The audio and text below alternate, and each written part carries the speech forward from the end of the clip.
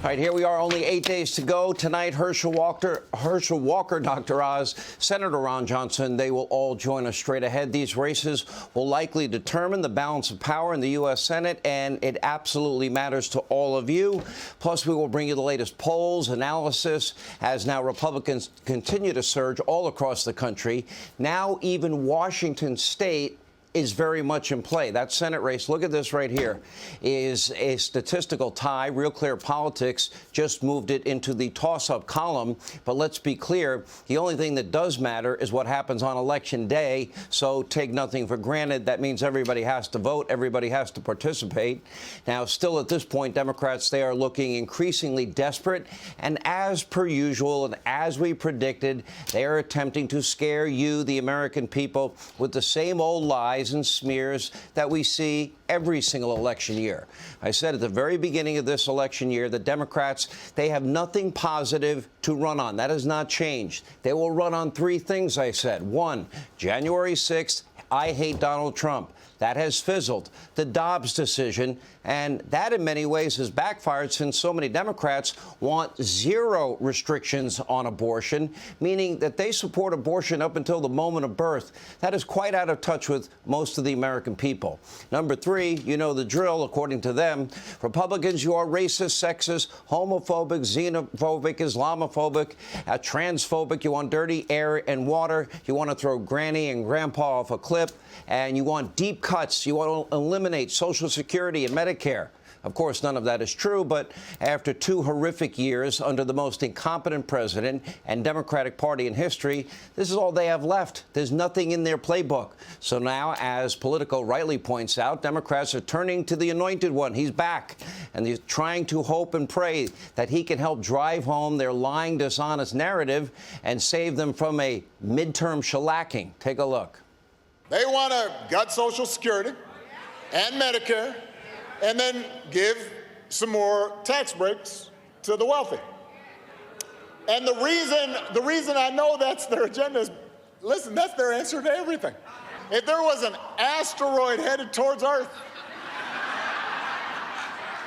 it's going to land in like 2 weeks.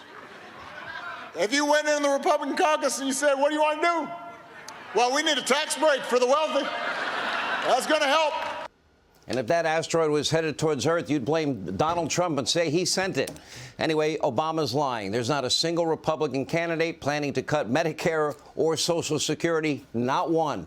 Sadly, Democrats no longer seem to value truth and logic unless it helps them politically. Remember, according to the White House, inflation is only transitory. We have zero inflation at a point when it was a 41-year high. Gas prices are down. No, they're double what they were. The border is secure. And as New York Governor Kathy Hochul claims, America's violent crime surge has nothing more than a vast right-wing conspiracy. It's not true. It's not happening. Don't believe your very eyes when you watch the news every night. Take a look. Ravenel, these are master manipulators.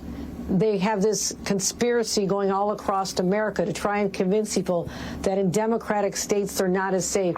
Well, guess what? They're also not only election deniers, they're data deniers. Okay, here's some data for Kathy Hochul and for the Reverend Al.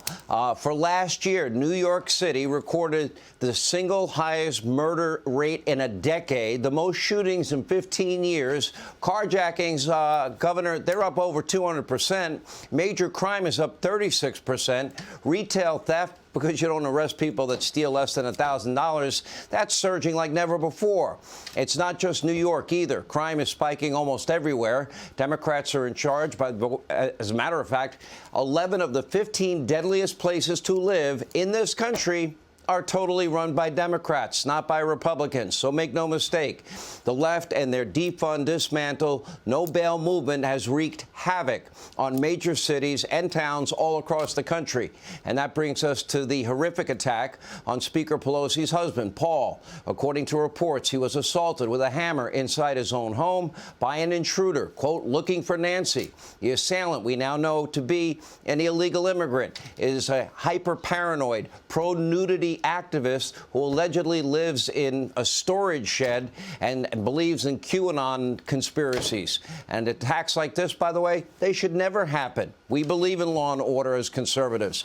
And as I've said over and over again, every elected official and their families must be protected. You know what? We provide a private jet, as my understanding, for Speaker Pelosi to travel to San Francisco and back, I would assume for security reasons. Why wouldn't we provide her Secret Service protection, or any Speaker of the House? After the Vice President, it is the Speaker of the House that would be in line to be president. We wish Paul Pelosi a full and speedy recovery. This is not political. Everyone deserves to be safe. Everyone. Unfortunately, many on the left, they want this to be political. They want voters to believe that the illegal immigrant nudist to attack Paul Pelosi is representative of conservatives in America. He's not. They're, by the way, even accusing Republicans of fomenting violence. That is a lie, too. Now, of course, they were singing a very different tune. Remember when that Bernie Sanders superfan shot up a baseball field full of Republican lawmakers? And you might remember just this year, they all but ignored the assassination attempt against Supreme Court Justice Kavanaugh. And when Senator Rand Paul, remember, he was violently assaulted, many on the left, they just mocked it. Nancy Pelosi's own daughter even praised the attack. And the media mob, they thought it was hysterical. Just a quick reminder. New details today on the incident that left Senator Rand Paul with 6 broken ribs. This might be one of my favorite stories, although, of course, we don't want to. Clearly, Senator Paul is still struggling. And New York Times reporter Jonathan Martin says some sort of, quote, flora issue around the properties caused the neighborhood fracas. They take their flora very serious. They really do.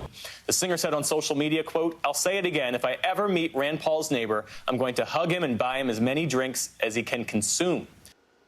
Now, many in the media mob have the gall to bash President Trump for, waiting 2 whole days before condemning the attack. I thought they didn't want to hear from Mr. Trump. Now they want to hear from Mr. Trump. Well, President Trump called the assault a horrible thing, a terrible thing, also condemned the violent crime wave in San Francisco, Chicago, and other major cities. Now, of course, Democrats, they didn't quite like that part. Remember, they only value the truth if it helps them politically. In other words, if the violence, they can use it for political purposes. Oh, let's talk about it. You might recall in the summer of 2020, we had 574 riots. We had dozens of dead Americans. We had bricks, rocks, bottles, Molotov cocktails thrown at police officers. Thousands of them were injured. We had billions in property damage. And most Democrats were either silent or lied to us and told us they were mostly peaceful protests. Where were they then? And by the way, Paul Pelosi was the victim of a deranged individual. It's sad, but it's happening in city after city and town after town, and it's becoming increasingly lawless in this country for everyone, in large part because of Democratic policies.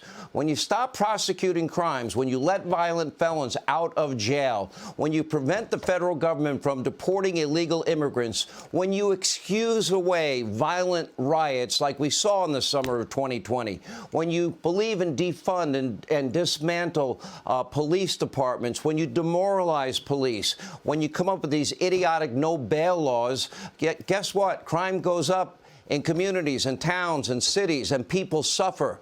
And law-abiding Americans, they are victimized, except we don't know their names. They don't get the coverage that Paul Pelosi got. And anybody that gets hurt because of these bad policies, at what point do we blame the politicians that put these idiotic, imbecilic policies in place? Now, this could happen anywhere, including the great state of Georgia, where Stacey Abrams is now threatening to upend the safety and security in her state. During her debate, she even suggested that the police in Georgia are racist good old boys. Take a look. Men and women in law enforcement know who is going to be with them, who has had their back and will continue to have their back, and that is me. And that's why we have the endorsement of 107 sheriffs around this state. As I've pointed out before, I'm not a member of the Good Old Boys Club. So no, I don't have 107 sheriffs who want to be able to take black people off the streets, who want to be able to go without accountability.